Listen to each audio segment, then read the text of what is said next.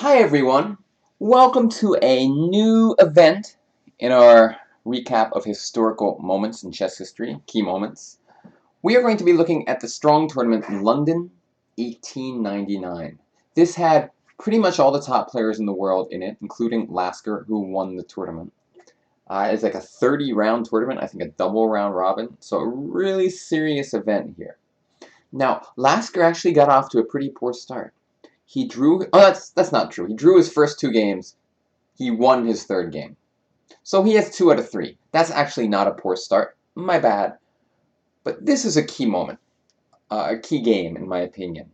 So he's playing Joseph Blackburne, one of the famous aggressive attacking players of the 19th century.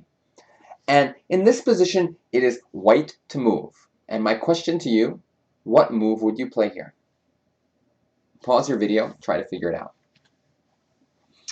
Okay, so I'm going to show you now, and I think that Lasker made a slight inaccuracy here. There's one thing you can notice in this position.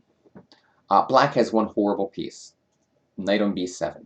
In fact, a fianchettoed knight is quite often a bad piece.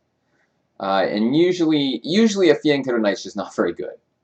So what's happening here? Where does this knight kind of in dreamland want to go? c5. So Lasker castled, and I think this is a perfect moment for Black to play the move a5. And now after pawn takes, we can take back, and yes, white has a passed pawn, but now our knight comes to a nice square on c5. In the game, and basically the move I think is best, a5. Prophylactic against the move a5 for Black. And if bishop to b5, we could go bishop to d3 or something like that. And just for the most part, I think that this a5 move is strong. And Black should always be looking for ways to get a5 in himself. Instead, castles happen. And still, the idea of stopping a5 was never really considered by either player. And now Black finally went ahead and did it. And after b5, this knight is now back in the action. And as you're going to see in a moment, here it comes into the game.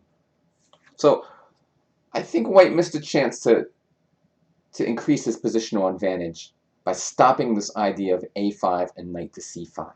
Whenever you see an opponent's piece like that that's not really doing too much, you should always look for ways to keep it restricted.